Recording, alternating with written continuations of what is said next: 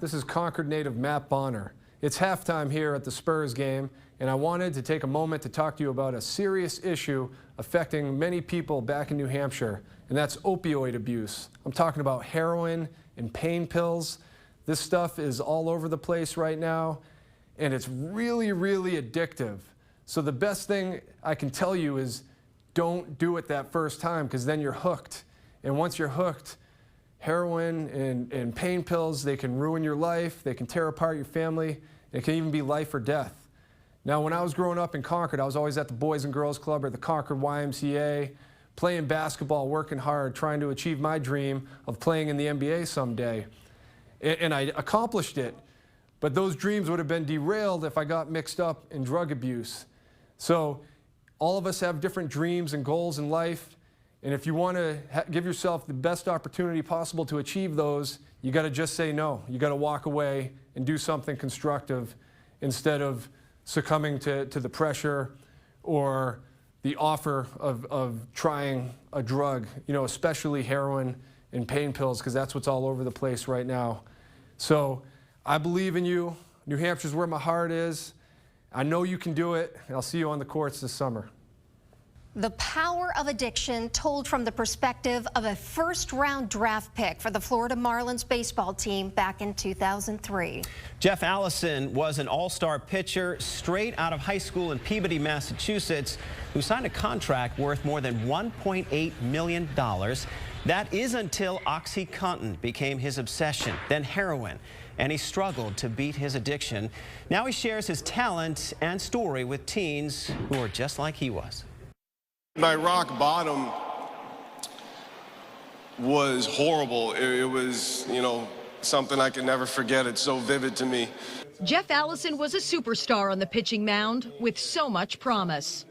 14 years ago was the best day of my life and the worst day of my life at the same time.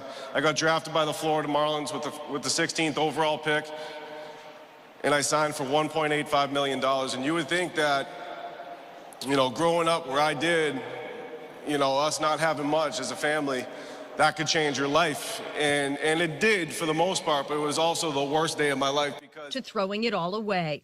In high school, I was the one that would go to parties. I was the one that I was like a weekend warrior. I'd drink and I'd smoke, and I always thought I would never have an issue, never have a problem.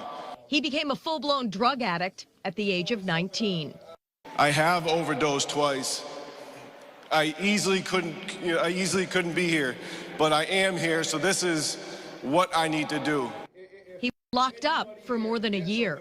I always found a way to do something that I needed to do. I mean, if I wanted to, I could find anything on any street corner, even if I was by myself and I didn't know anybody. For me, it got so bad, I was robbing, I was stealing, you know, and that's where all the jail time started coming in. And we're only talking 3 years removed from being a #1 draft pick, and that's something I can never forget. Even years later, 10 years later down the road, I can never forget. Every single time I speak, or it could be 10,000, it could be, you know, 25, it doesn't matter. It's always so vivid to me every time I talk. It's so real to me every time I talk. Then one morning at 4:30, he faced a life or death decision. I just had no way to get home. No money. All of my money was gone. I spent it on drugs, alcohol, you know, friends, anything anybody wanted, I always gave it to them. I never really looked after me. I never made a conscious decision to change. And that day I had an opportunity to do so.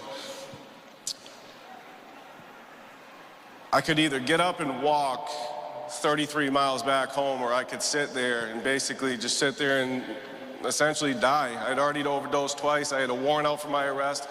And what it came down to is me making a conscious choice once again to either walk or stay. And if I stayed, I knew I was going to prison. I knew I was going back to jail. This time, with all the things that I had done wrong, you know, all the charges I accumulated, I finally had about 8.5 years of prison time on top of my head. But I decided to walk, and when I got home, my mother was there waiting for me, and it was probably the best decision I've ever made in my entire life. And it had nothing to do with my career, it had nothing to do with family, it had nothing to do with anybody but me, because every single time I tried to change, it was always about them, it was always about everybody else other than me. I finally decided to look after me. And that was the best decision I've ever made in my entire life. He went back for treatment. Once released, he was arrested at spring training. When I went to jail that day, that was the first day of the rest of my life. I did all the time I needed to do. It made me reflect on all the things that I had done to others, which is a step in the 12 steps of AA for me. And that was a very tough one. So at the end of the day for me, it was just that one choice. It was that one conscious decision. If I didn't make it, I wouldn't be here. From December 4th, 2006 until this day, I've been clean. And I never thought in a million years I'd have 10 seconds. Thank you, guys. Thank you. Jeff Allison says it isn't easy to try and help somebody or change a life, and his heart goes out to those who have lost a loved one to addiction. A surprise guest speaker created some buzz at the Youth Summit. U.S. Attorney General Jeff Sessions' visit was kept secret until minutes before he was whisked out onto the stage. The significance may not have been clear to the students in that arena, but elected officials know that national eyes on New Hampshire's crisis could bring more resources. Ladies and gentlemen, please join me in welcoming Attorney General of the United States, Jeff Sessions. Attorney General Jeff Sessions was sworn into office less than a month ago. Since 1996, he's been an Alabama senator, so it's not unreasonable that he wasn't immediately recognized. But for those here in New Hampshire fighting the drug crisis, a speech by the U.S. Attorney General means national eyes are on this crisis. We have some high priorities. We're going to focus on prescription drug abuse. I believe we have way too much pain medication being prescribed in America today, and it leads to heroin addiction. I believe that we can do a much better job on enforcing the criminal violation in prescription drug distribution. This has got to be stopped, and we can stop it. And we're going to target gangs and distribution networks who are moving this out for great wealth and profit. They have to be attacked, and they have to be stopped. Sessions is a former prosecutor who told his young audience that in the 80s, he was on the front lines of a drug crisis in America, and he's inspired by this large-scale effort to defeat addiction here. I want you to know that what is happening here today is not an ordinary event, in my opinion. It is a special thing. That's why I cleared my schedule here today to be with you. I wanted to see that no one, I wanted to see and participate in this youth summit because it is historic, because it may be the largest such gathering in history of the United States.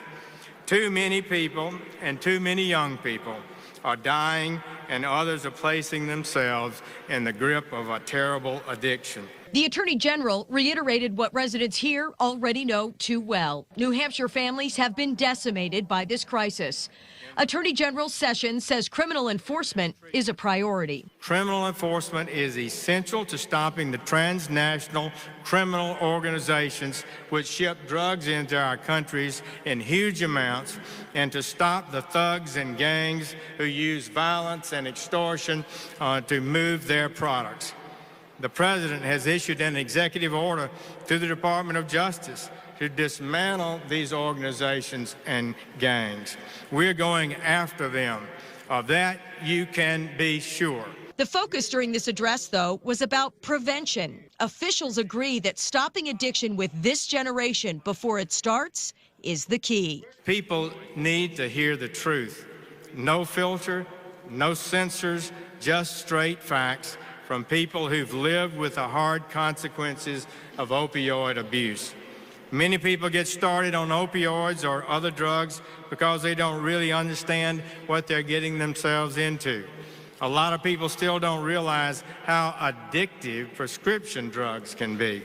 These drugs are powerful, and opioid addiction can take hold quickly. The Attorney General declared defeat is on the horizon for those who manufacture and sell drugs, citing education as the weapon that will be their downfall.